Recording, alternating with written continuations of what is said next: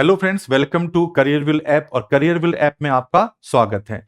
तो आज हम इंडियन पॉलिटी स्टार्ट कर रहे हैं आपके लिए। तो उम्मीद करते हैं कि आप इस सत्र को, हमारे इस सेशन को एंजॉय करेंगे और पॉलिटी के बारे में आपको हम कुछ नई चीजें बताएंगे जो आपके एग्जाम्स में खूब काम आएंगी। तो आज जो हम स्टार्ट कर रहे हैं वो एक इंडियन पॉलिटी है, इंडियन पॉलिटी। और इंडियन पॉलिटी का एक पार्ट होता है जिसे हम बोलते हैं पार्ट 5। अब हम पार्ट 5 को इसलिए स्टार्ट कर रहे हैं क्योंकि पार्ट 5 में द यूनियन है। क्योंकि बच्चे जो है ना, लोकसभा, राज्यसभा, विधानसभा, विधान परिषद, इनमें कंफ्यूज रहते हैं।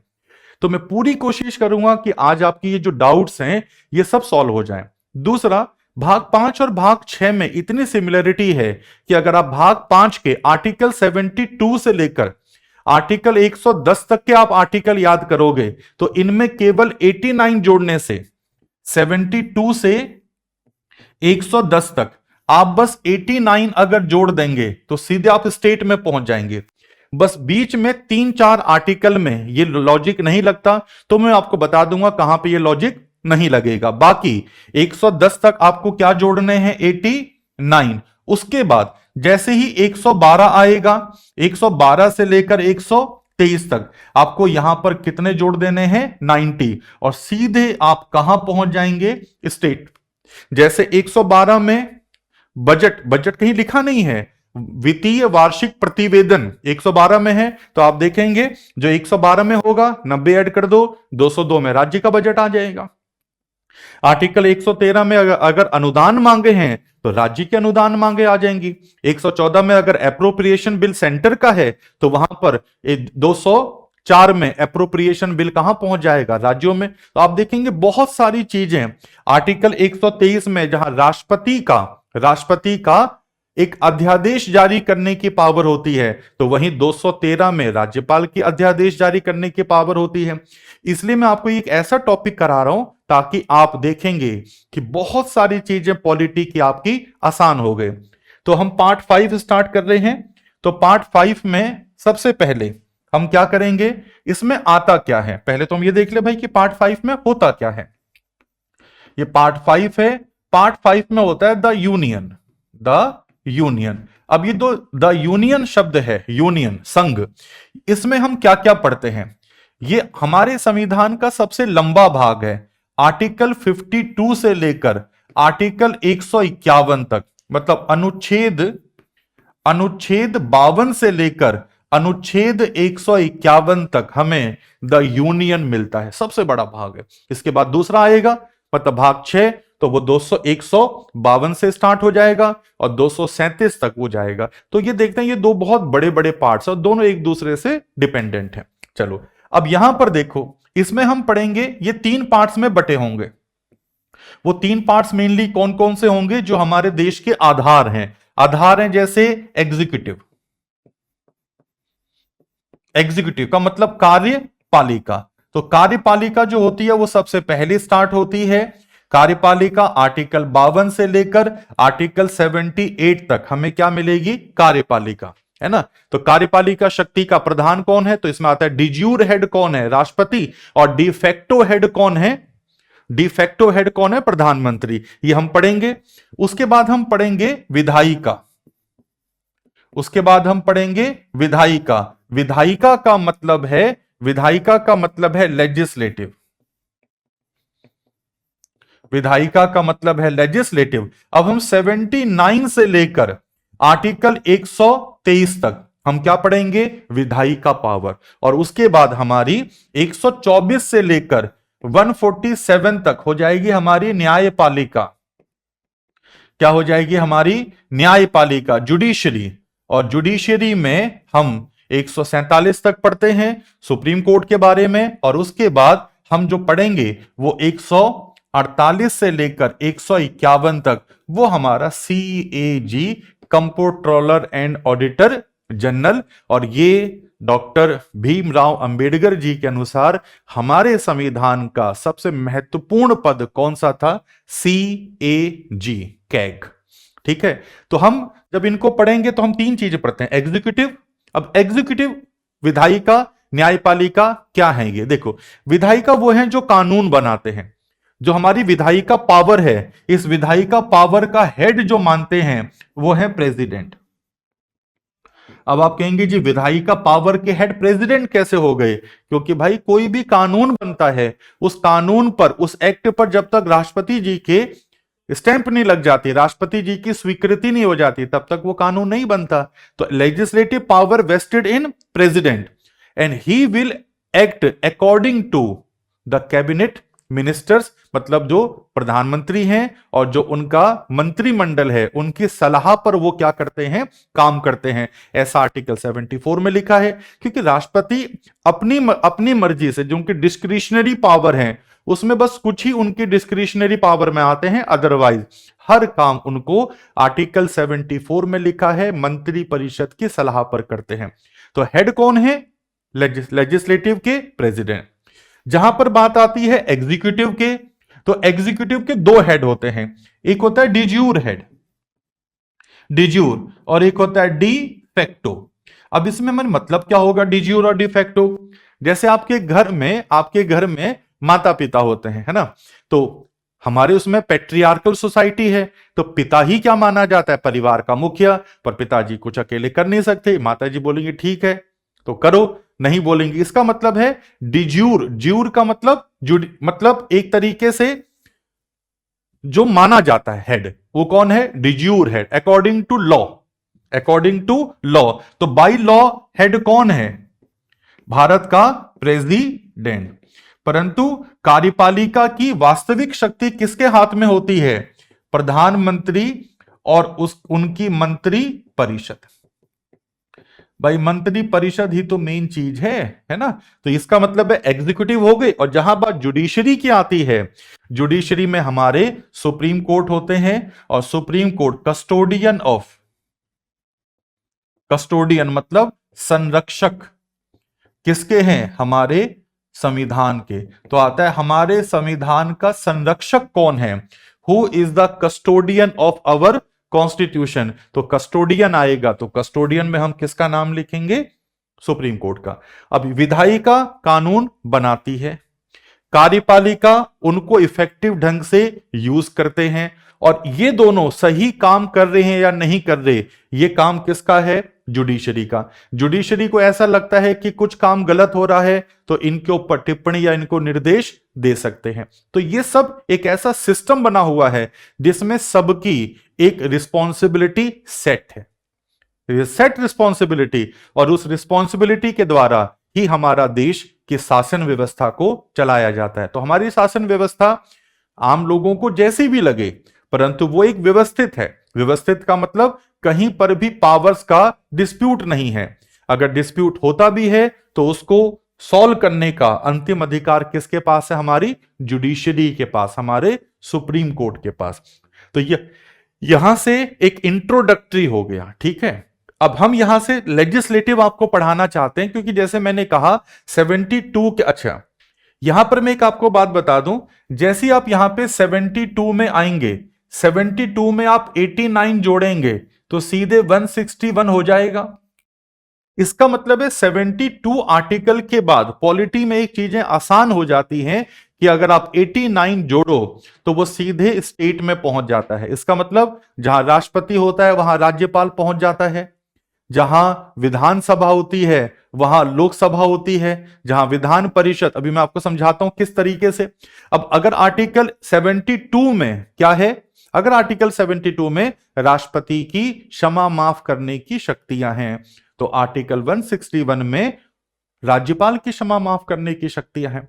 अगर आर्टिकल 73 में केंद्र की कार्यपालिका एग्जीक्यूटिव पावर का विस्तार है, तो आर्टिकल 162 में राज्य की कार्यपालिका शक्ति का विस्तार है। अगर आर्टिकल 74 में प्रधानमंत्री की जो मंत्री परिषद होगी वो सलाह देगी किनको? राष्ट्रपति को, और राष्ट्रपति उनकी सलाह के अनुसार काम करेंगे, ऐसा लिखा है, तो आर्टिकल 163 में यही चीजें किसके लिए हैं? मुख्यमंत्री उनके लिए भी हैं। जैसे ही 75 में भारत में प्रधानमंत्री की नियुक्ति होती है, और प्रधानमंत्री की नियुक्ति के साथ साथ राष्ट्रपति प्रधानमंत्री की सलाह पर अन्य मंत्रियों की नियुक्ति करते हैं, वैसे ही आर्टिकल 164 में होता है। मतलब सब कुछ ऐसा टीप लेते हैं। तो बहुत आसान हो जाता है। ये आपका 72 से लेकर 110 तक चलेगा। बीच में एक दो जगह अपवाद होते हैं, वो मैं आपको बता दूंगा कैसे अपवाद होते हैं, तो आप वहां पर थोड़ा, बस वो अपवाद होते हैं जहां राज्यसभा और लोकसभा के आर्टिकल आते हैं। जो यहां राज्यसभा के हैं वो वहां पर लोक मतलब विधानसभा में कन्वर्ट हो जाते हैं, क्योंकि हर एक राज्य में वहां पर वो नहीं होता ना, विधान परिषद नहीं होता। अभी बताऊंगा, आपको समझाता हूं। 110 तक आपको यही करना है। फिर उसके बाद 111 वाला छोड़ देना है। 112 से लेकर 123 तक आपको यहां पर अब जोड़ देने हैं क्या, 90। तो 112 की जगह क्या हो जाएगा, 202, और 123 की जगह क्या हो जाएगा, 213। इसका मतलब है जो यहां आएगा वो यहां आएगा। 112 में अगर केंद्र का बजट है, हालांकि बजट शब्द का उल्लेख कहीं संविधान में किया नहीं गया है, परंतु बजट का मतलब है वित्तीय वार्षिक प्रतिवेदन, एनुअल फाइनेंस स्टेटमेंट, तो उसका जो उल्लेख है वो यहां भी मिलेगा। अभी मैं आपको केवल इसलिए बता रहा हूं ताकि आप लोगों को एक लिंक समझ में आ जाए जो मैं पढ़ाना आपको चाहता हूं। तो यहां से ये चीज समझ में आ जाएंगी। तो हम लेजिस्लेटिव से स्टार्ट करते हैं। तो मैं आपको समझाता हूं कैसे होता है। लेजिस्लेटिव में हम पढ़ते हैं पार्लियामेंट, पार्लियामेंट या यूनियन लेजिस्लेचर,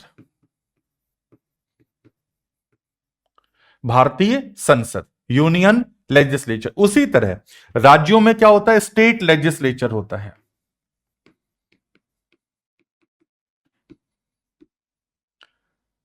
स्टेट लेजिस्लेचर मतलब राज्य का विधान, इसको विधान मंडल कहते हैं। क्या बोलते हैं, विधान मंडल। तो राज्यों में विधान मंडल होता है और केंद्र में यहां पर क्या होती है, संसद,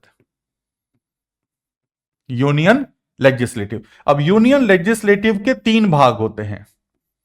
यूनियन लेजिस्लेटिव के तीन भाग होते हैं। कौन कौन से भाग होते हैं, पहला होता है प्रेसिडेंट,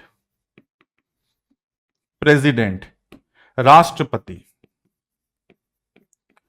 तो भाई इनका भी पहला यहां पर क्या होगा, गवर्नर, राज्यपाल। इनका भी यहां पे क्या होगा, राज्यपाल।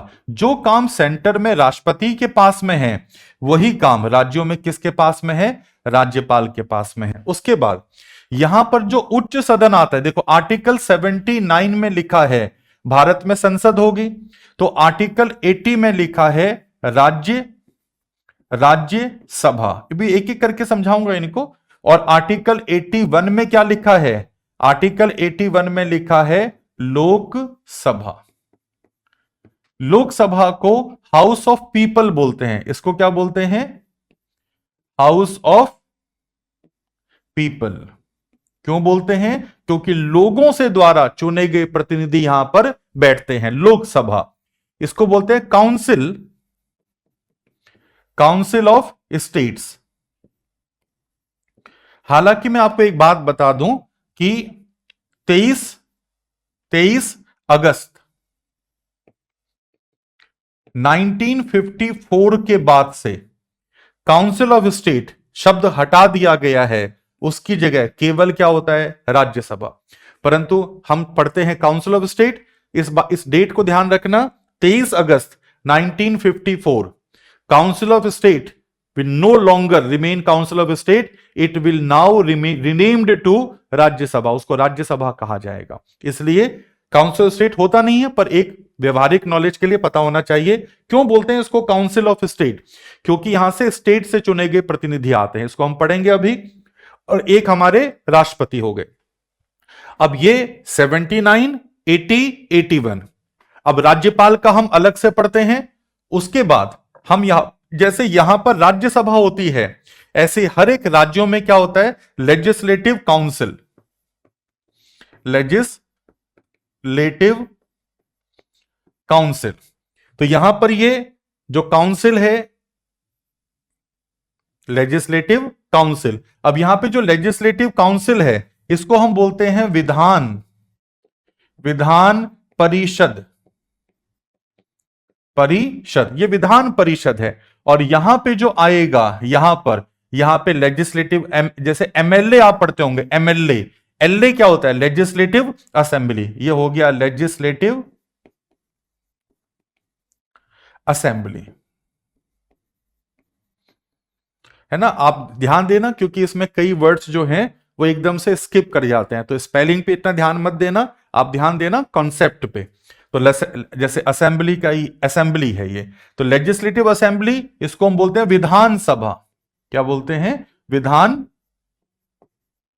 सभा। तो ये विधानसभा, ये विधान परिषद, ये विधान मंडल। अब जो सेंटर में लोकसभा का, अब देखो इसमें आप 89 ऐड करो तो क्या हो जाएगा? 168। तो आर्टिकल 168 में क्या होता है? विधान मंडल। आर्टिकल 169 में क्या होगा? विधान परिषद। तो आर्टिकल 170 में क्या होगा? विधानसभा। अब जो तुम यहां पढ़ते जाओगे बच्चों, जो तुम इधर पढ़ते जाओगे, उधर भी तुम्हारा अपडेट होता रहेगा। राज्यपाल के आर्टिकल अलग होते हैं, तो वो क्योंकि राज्यपाल राज्य की एग्जीक्यूटिव पावर के हेड हैं, है ना। उसी तरह यहां पे एग्जीक्यूटिव पावर के हेड कौन है? प्रेसिडेंट। प्रेसिडेंट के लिए हमारे अलग से आर्टिकल आते हैं। तो यहां पर पता होगा आपको, आर्टिकल 52 से लेकर 62 तक के जो प्रोविजंस हैं वो किसके लिए हैं? प्रेसिडेंट के लिए, है ना। अब इस तरीके से हमारा जो इधर हम पढ़ेंगे वो वहां हो जाएगा। जो स्टेट यूनियन, जो हम संसद के बारे में पढ़ेंगे वो समझ लो राज्य का विधानमंडल होगा। जो यहां पर हम राज्यसभा के बारे में पढ़ेंगे, अब देखो दोनों में डिफरेंस क्या है बस। राज्यसभा को उच्च सदन कहते हैं, राज्यसभा को उच्च सदन कहते हैं, अपर हाउस। अब ये अपर हाउस है, ये अपर हाउस है, उच्च सदन है, परंतु उच्च सदन के साथ ये दोहरा सदन भी कहलाता है, सेकंड सदन। देखो उच्च सदन है पर साथ में सेकंड हाउस भी है। हाउस में ये सेकंड है और सदन में ये उच्च है। अब आता है कि ये ऐसा कैसे भाई? देखो हमारे यहां पर राज्यसभा जो होती है ये कभी भंग नहीं होती। जैसे क्वेश्चन आता है राज्यसभा का कार्यकाल कितना होता है, तो कई बच्चे क्या आते हैं जल्दबाजी में क्या बोलते हैं, कि राज्यसभा का कार्यकाल 6 साल होता है। भाई राज्यसभा का कार्यकाल 6 साल नहीं होता, राज्यसभा के सदस्यों का कार्यकाल 6 साल होता है और राज्यसभा के अध्यक्ष का कार्यकाल 5 साल। कैसे? राज्यसभा का जो चेयरमैन है वो भारत का उपराष्ट्रपति होता है, तो उपराष्ट्रपति का कार्यकाल कितना है? 5 साल। तो चेयरमैन का तो 5 साल होगा, परंतु जो डेप्यूटी चेयरमैन है जैसे हरिवंश नारायण है अभी, उनका कार्यकाल कितना होगा? 6 साल। उनका कार्यकाल 6 साल। इसलिए राज्यसभा का कार्यकाल अनिश्चित होता है, राज्यसभा के सदस्यों का कार्यकाल 6 साल होता है। ठीक है, तो इस बात को ध्यान से रखेंगे। हल्का सा गलती एक प्रश्न को आपसे दूर कर देगी और आज का नेगेटिव मार्किंग होती है। एक एक प्रश्न की इंपॉर्टेंस बच्चे आज के समय समझते हैं। अब इसके बाद देखो, जैसे मैं एक एक करके अब टॉपिक उठाऊं, जैसे मान लो मैं राज्यसभा उठाऊं, तो राज्यसभा के बारे में देखो हम क्या क्या पढ़ते हैं। सबसे पहले हमने जैसे टॉपिक डाला राज्यसभा। राज्यसभा को, अब राज्यसभा ये जो, अच्छा सबसे पहली बात आती है, ये जो लोकसभा राज्यसभा है इसका कंसेप्ट कब से आया? ये बाई कैमरल कब हुआ? द्विसदन कब हुए? तो इसके लिए ध्यान रखना, एक भारत में एक एक्ट आया था 1919 का एक्ट, जिसे हम मॉन्टिएगू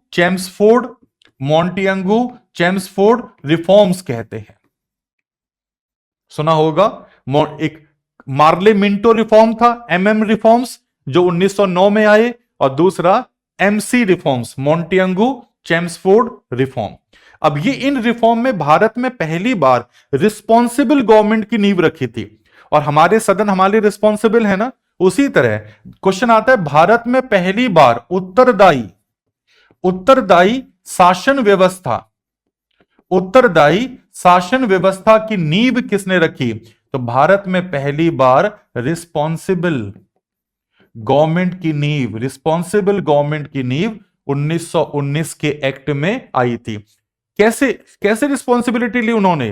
पहला काम उन्होंने भारत में डायरेक्ट इलेक्शन करवाया। क्वेश्चन आता है, इंडिया में डायरेक्ट इलेक्शन जो है, डायरेक्ट इलेक्शन की शुरुआत भी यहीं पर हुई, और यहां पर पहली बार राज्य परिषद,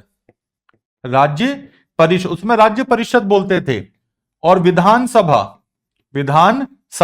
तो राज्य परिषद और विधानसभा जो इसमें 60 मेंबर बनाए, और इसमें 145 मेंबर बनाए। ये जो थे उस समय बाइकैमरल था। बाइकैमरल का मतलब द्विसदन बने। तो द्विसदन का जो कॉन्सेप्ट था वो 1919 के एक्ट में आया, Montagu Chelmsford reforms. Direct election की शुरुआत भी वहीं पर हुई। जब हम एक टॉपिक पढ़ेंगे कॉन्स्टिट्यूशनल डेवलपमेंट ऑफ इंडिया, तो वहां पर हम इनके बारे में डिटेल में पढ़ेंगे। आज के समय यही राज्य परिषद, आज के समय राज्यसभा हो गई, और वो जो विधानसभा थी उस समय, आज के समय लोकसभा हो गई। तो ये अब समझ गए ये कैसे दो सदन कैसे बने। अच्छा, राज्यसभा में क्या क्या प्रश्न आते हैं। राज्यसभा का जो गठन है वो जैसे मैंने भी बताया आर्टिकल 80 में, आर्टिकल 80 में राज्यसभा का फॉर्मेशन है, राज्यसभा का गठन है। तो आर्टिकल 80 के 1 में राज्यसभा का स्ट्रक्चर है। स्ट्रक्चर का मतलब राज्यसभा किन किन से बनेगी। तो आर्टिकल 81 में क्या लिखा है कि राज्यसभा जो होगी उसमें क्या होगा, जैसे राज्यसभा की जो संरचना है, राज्यसभा का जो हम काउंसिल ऑफ स्टेट बोल रहे हैं, काउंसिल ऑफ स्टेट्स। अब यहां पे ध्यान रखना, मैंने बता दिया राज्यसभा की, अच्छा राज्यसभा की शुरुआत कब हुई, 3 अप्रैल 1952 को सबसे पहले राज्यसभा का गठन हुआ, 3 अप्रैल। 13 मई 1952 को राज्यसभा की पहली बैठक हुई। अब ये पहली बैठक क्यों हुई सब जानते होंगे, क्योंकि हमारे संसद में लोकसभा राज्यसभा की पहली बैठक 13 मई को हुई थी, 13 मई 1952, क्योंकि इस दिन भारत में पहली बार निर्वाचित राष्ट्रपति बने थे। निर्वाचित राष्ट्रपति डॉक्टर राजेंद्र प्रसाद। ठीक है, राजेंद्र प्रसाद पहले भी थे, परंतु पहले वो संविधान सभा के द्वारा बनाए थे। आपको मैं कुछ रिकॉल करूं, जैसे पहले गवर्नर जनरल होते थे, फिर वो वायसराय में बने। वायसराय का पद जब खाली हुआ तो उसी वायसराय के पद को 24 जनवरी 1950 में वायसराय के पद को कन्वर्ट कर दिया किसमें, राष्ट्रपति के पद में। तो वो जो राष्ट्रपति बने थे राजेंद्र प्रसाद, वो बने थे संविधान सभा के द्वारा। अब राष्ट्रपति का इलेक्शन जो हमारे देश में लिखा है वो आर्टिकल 54 और 55 में राष्ट्रपति के इलेक्शन से रिलेटेड है। तो उसमें लिखा है कि भाई उसमें तो लोकसभा और राज्यसभा के उस समय लोकसभा राज्यसभा होते थे, तो उनके निर्वाचित सदस्य करेंगे।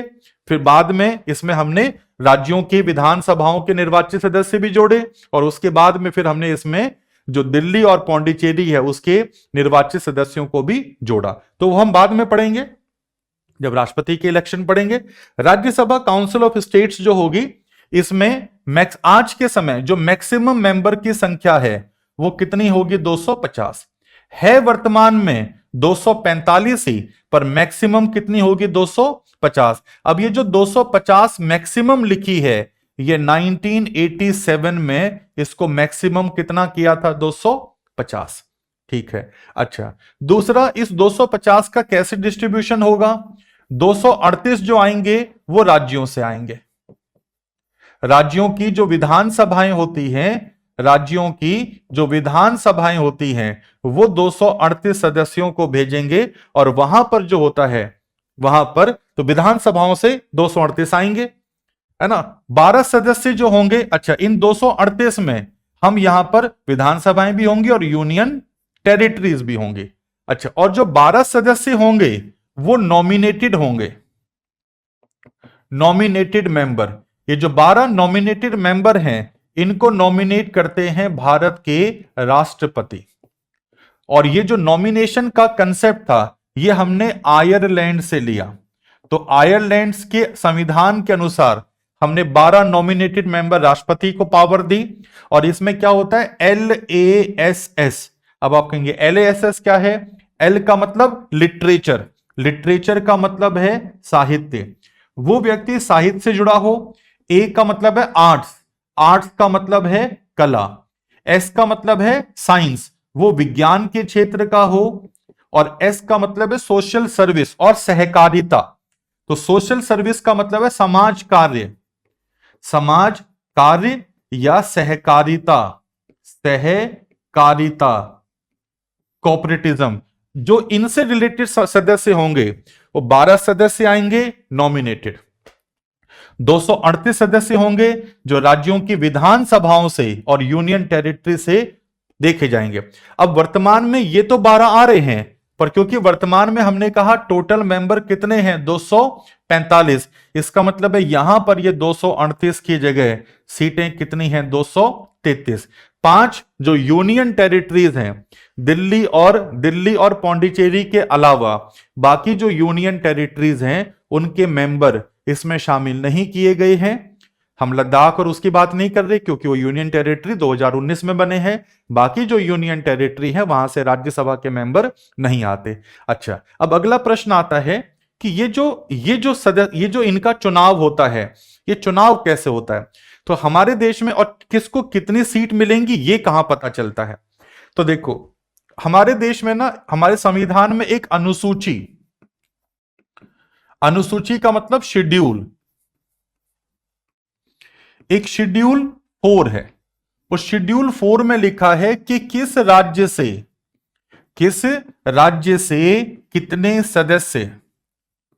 कितने सदस्य कहां पर आएंगे? राज्यसभा में आएंगे। तो राज्यसभा में कितने सदस्य आएंगे, किस राज्य से कितने सदस्य आएंगे, ये एज पर शेड्यूल 4 होता है। और इनका इलेक्शन का जो मेथड होता है उसको 2003 में थोड़ा परिवर्तन किया गया। 2003 में 2 कंसेप्ट को लाया गया, इनका प्रोपोर्शनल रिप्रेजेंटेशन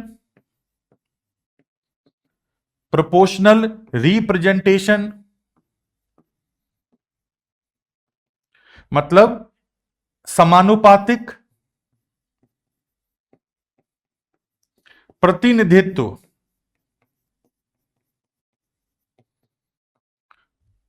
मेथड होता है प्रोपोर्शनल रिप्रेजेंटेशन, और सिंगल ट्रांसफरेबल वोटिंग सिस्टम। अब यहां पे पहले सीक्रेट वर्ड का यूज होता था, गुप्त मतदान पद्धति, उस गुप्त शब्द को हटा दिया। हिंदी में क्या बोलते हैं? एकल संक्रमणीय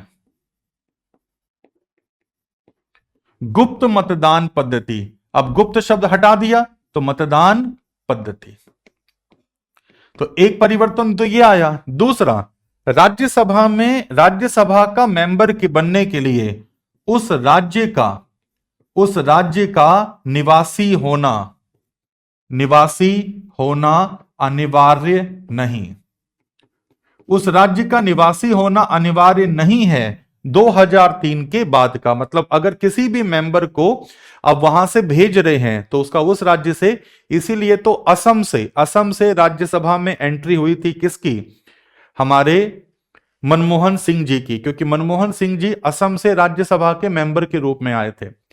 प्रधानमंत्री जो है वो राज्यसभा से भी आते हैं और लोकसभा से भी आ सकते हैं, मनोनीत भी हो सकते हैं और इलेक्टेड भी हो सकते हैं। ठीक है, जैसे इंदिरा गांधी भारत में पहली प्रधानमंत्री थी जो राज्यसभा से आई थी 1966 में। तो शेड्यूल 4 के अनुसार किस स्टेट से कितने सदस्य राज्यसभा में आएंगे ऐसा लिखा है। तरीका होता है proportional representation single transferable voting system. Secret शब्द को यहां पर हटा दिया। हिंदी में हम बोलेंगे अनुपातिक प्रतिनिधित्व, एकल संक्रमणीय मतदान पद्धति, और उस राज्य का निवासी होना अनिवार्य नहीं होगा। अब इस तरीके से, अच्छा दूसरी बात, जो राज्यों की विधानसभाओं में वो मेंबर चुनते हैं वहां पर वो डायरेक्ट चुनते हैं, मतलब विधानसभाओं में जो मेंबर होते हैं वो उनको भेजते हैं। वहां पर जो एक मनोनीत सदस्य होता है वो भाग नहीं लेता। विधानसभा में पहले एक हालांकि अब एंग्लो इंडियन के कंसेप्ट समाप्त कर दिए हैं। आपको पता होगा एंग्लो इंडियन का कंसेप्ट जो था आर्टिकल 331 में सेंटर के लिए और 333 में विधानसभा के लिए, वो अब समाप्त कर दिए गए हैं। परंतु तो याद रखना, केवल नॉमिनेटेड मेंबर भाग नहीं लेते, भाग लेते हैं केवल चुने गए सदस्य, मतलब इलेक्टेड मेंबर। तो यहां से ये हमारा हो जाता है किसका? राज्यसभा का। अच्छा, राज्यसभा को जैसे मैंने कहा इसको उच्च सदन कहते हैं, उच्च सदन। तो मैंने इसका कारण बताया, क्योंकि इसको डिसॉल्व डिसॉल्व नहीं कर सकते। देखो जैसे आर्टिकल 85 में, अगर हम आर्टिकल 85 में पढ़ेंगे तो हम पढ़ते हैं कि राष्ट्रपति के पास अधिकार होता है कि वो लोकसभा को क्या कर सकता है, डिसॉल्व। राष्ट्रपति लोकसभा को डिसॉल्व कर सकता है, ऐसा आर्टिकल 85 में लिखा है, डिसॉल्व किया जा सकता है। परंतु विधान, ये जो राज्यसभा है इसको डिसॉल्व नहीं किया जा सकता, ये स्थायी है, इसलिए इसको बोलते हैं उच्च सदन। परंतु इसको दूसरा सदन क्यों बोलते हैं? दूसरा सदन, सेकंड हाउस। सेकंड हाउस इसको इसलिए बोलते हैं कि कार्यों में प्रथम कौन सा है, लोकसभा। लोकसभा को प्रथम सदन और राज्यसभा को द्वितीय सदन कहा जाता है, परंतु उल्टा ये उच्च सदन है और वो निम्न सदन है। इसका रीजन मैंने बता दिया, राज्यसभा कभी भी भंग नहीं की जा सकती, परंतु लोकसभा को भंग किया जा सकता है। अच्छा, ये हमारा हो गया। अब ये भी ध्यान रखना, जो राज्यसभा की तर्ज पर राज्यों में विधान परिषद होती है, विधान परिषद को डिसॉल्व किया जा सकता है, विधान परिषद को डिसॉल्व किया जा सकता है। तो ये होता है। दूसरा, इसकी एक पावर है राज्यसभा की। राज्यसभा की पावर क्या है? देखो, राज्यसभा हम कहते हैं कि ज्यादा पावरफुल नहीं है, परंतु 3 ऐसी पावर्स होती हैं जिसमें राज्यसभा लोकसभा से भी आगे होती हैं। आर्टिकल 67 बी, आर्टिकल 249 और आर्टिकल 312। देखो, आर्टिकल 67 बी में उपराष्ट्रपति को जब हटाना होता है, मतलब चेयरमैन को जब हटाना होता है, तो चेयरमैन को हटाने का बिल जो आता है ये केवल कहां पे आता है, राज्यसभा में। अब ये लोकसभा में बिल पेश नहीं, जैसे राष्ट्रपति को हटाने का बिल लोकसभा राज्यसभा कहीं पर भी पेश किया जा सकता है, पर उपराष्ट्रपति को हटाने का बिल केवल राज्यसभा में आता है। दूसरा, आर्टिकल 249 क्या कहता है? अगर कोई बिल राज्य सूची का है, अब आपको पता है स्टेट लिस्ट जो होती है, स्टेट लिस्ट पर जो मैटर होता है वो उन पर कानून बनाने का अधिकार स्टेट का है, परंतु राज्यसभा चाहे स्टेट के विषय पर भी राज्यसभा कानून बना सकती है। मतलब सोचो, राज्यों का विषय राज्यों से पूछे बिना राज्यसभा उसको राष्ट्रीय महत्व का घोषित करेगी, नेशनल इंपॉर्टेंस, राष्ट्रीय महत्व का, और राष्ट्रीय महत्व का घोषित करके वो क्या करेगी, उसको लोकसभा से कहेगी आप बनाइए, और ये 1 साल के लिए लागू होगा बिल, और 1 साल के बाद राज्यसभा बार बार इसको आगे बढ़ा सकती है 1-1 साल के लिए। तो यहां पे राज्यसभा की पावर मेन है। और तीसरा होता है ऑल इंडिया सर्विसेज। अगर कोई भारत में नई ऑल इंडिया सर्विसेज बनानी है तो नई ऑल इंडिया सर्विसेज बनाने का बिल केवल कहां पेश आता है, राज्यसभा में, लोकसभा में नहीं। तो इस तरह हमने राज्यसभा को आज पढ़ा, तो अगली क्लास में हम लोकसभा को पढ़ेंगे। तो बिल्कुल करियर विल फैमिली के साथ जुड़े रहिए। हम एश्योर करते हैं कि अगर आप मेहनत से पढ़ेंगे तो आप बहुत जल्दी अपने सपनों को पूरा करेंगे। पंख आपके हैं, ऊर्जा उनमें हम भरेंगे, और आपको जान बस आपको लगानी पड़ेगी, ऊर्जा भरने का काम हम टीचर्स का है। तो thank you for watching our videos, और कोई भी अगर आपको इसमें शिकायत लगे या कोई भी प्रॉब्लम हो तो कमेंट्स में आप करके जरूर बताइए, और अगर अच्छी लगे तो साथ साथ प्रोत्साहन भी दीजिए। Thank you. मेरा नाम है हरीश पांडे, और जैसे मैंने नाम अभी बताया नहीं आपको, तो हरीश पांडे नाम है मेरा, हरीश चंद्र पांडे। तो फिर हम अगली जर्नी यहां से स्टार्ट करेंगे, तो फिर दोबारा मिलेंगे। Thank you.